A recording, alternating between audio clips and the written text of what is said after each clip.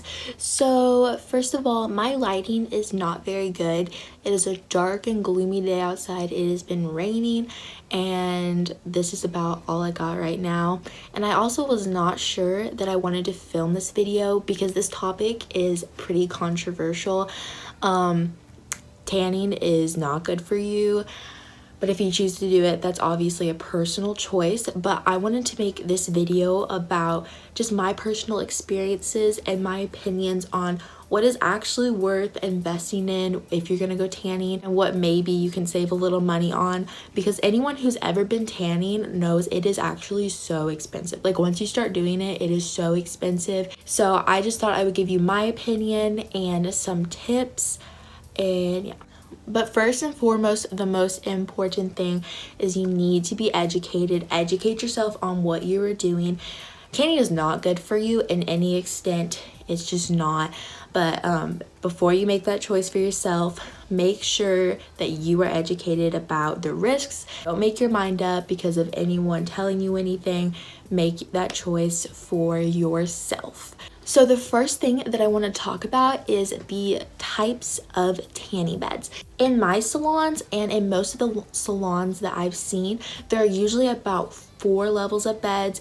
Some tanning salons might have 5 or even 3, but for the most part that I've seen, it's been about 4 different levels of beds. First bed is gonna be, it's called the Fast at my tanning salon, and it pretty much is almost the exact same as sitting out just in the sun, and it's also usually the cheapest. This one up is gonna be, when my salon, the Faster. The Faster is gonna have a little more bronzing than the one below it, but not quite 50-50.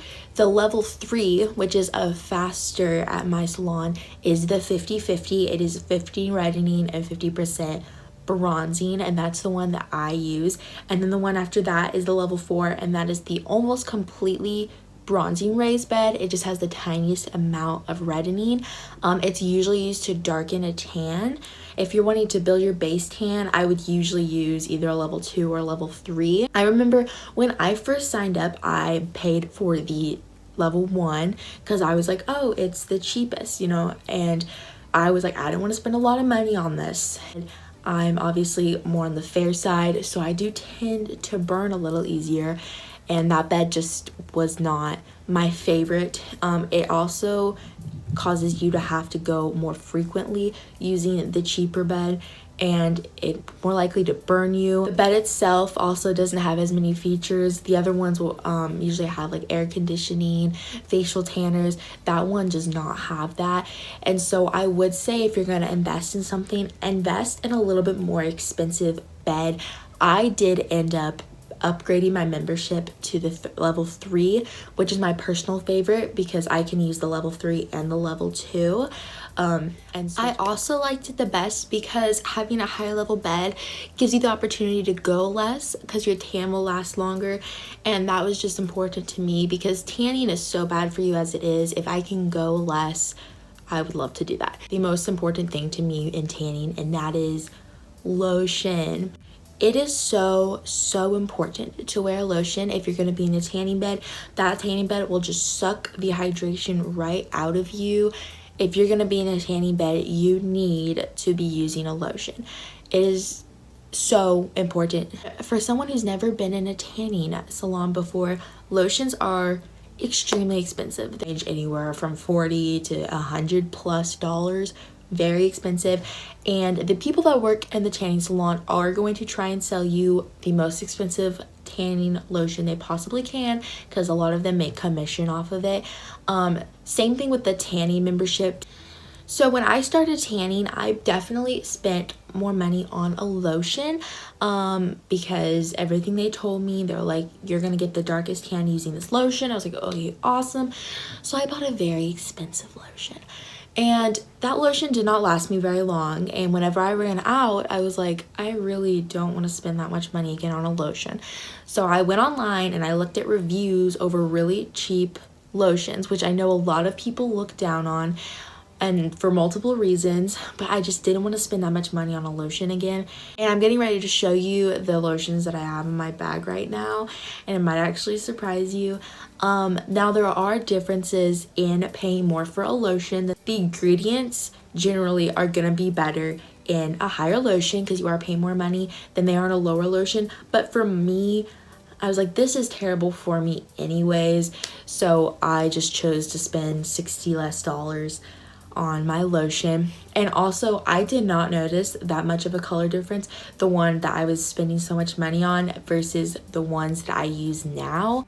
There might be a slightly more color in the more expensive lotion. I might get a little tanner faster, but it's just not like $70 worth of more of a tan, if that makes sense. I think as long as you have a good, it does not have to be an expensive lotion, just a good lotion, and then you have more variety of beds, I think it's gonna work out better for you in the long run. For me, it was just kind of a happy medium, but of course that is different for everybody. You do whatever makes you happy, but for me, it was just not worth it after seeing the differences. So I'm gonna show you my tanning bag and what I keep in it. My tanning bag, it is cheetah print.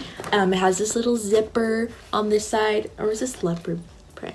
I don't really know. It's a cheetah or leopard print. I actually got this at Goodwill.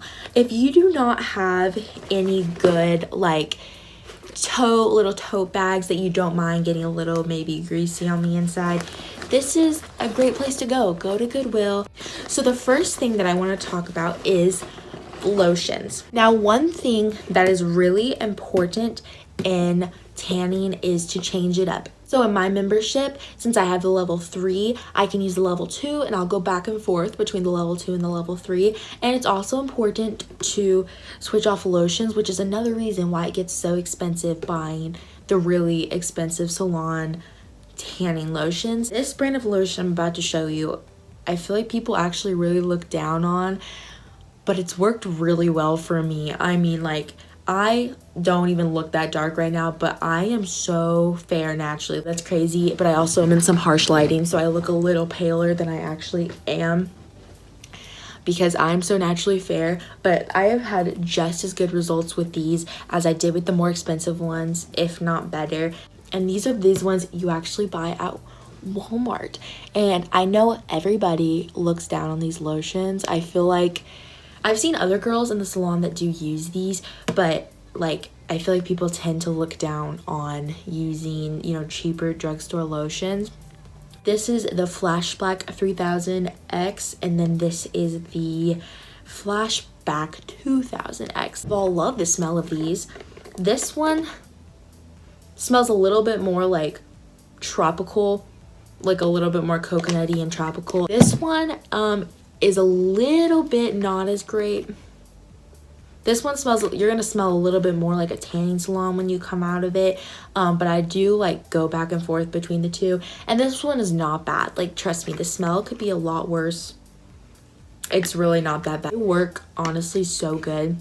I've never had a problem. Like, they keep my skin really hydrated. I notice a difference in color every time I go. So the next thing that I keep in here that is so important is goggles. I think you can buy these at drugstores, but for the most part you can just buy them at your tanning salon. They're not expensive. You can buy stickers to put over your eyes, but to me that just seems kind of like a lot to keep buying stickers when I can just have a cute little pair of those. The next thing I keep in my bag, I keep an entire pack of hair ties.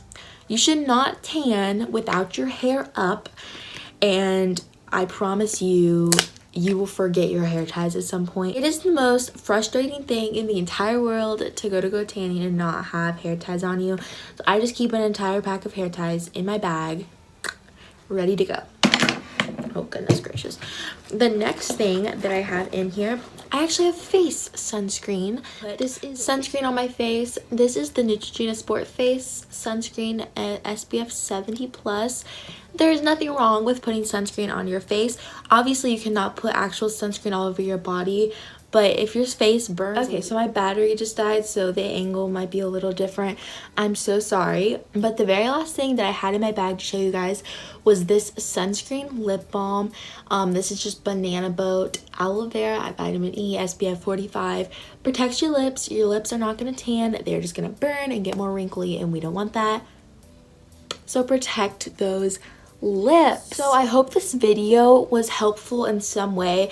It was kind of all over the place. If you want me to go more in depth in a certain topic, just tell me and I would love to do it. But I hope you did learn something about tanning from this video, and of course remember to be as educated as possible before you make the choice, and make the choice for yourself and not because of anybody else or what they say. But yeah, I hope you guys enjoyed this video. Don't forget to subscribe, and I will see you guys next time. Bye.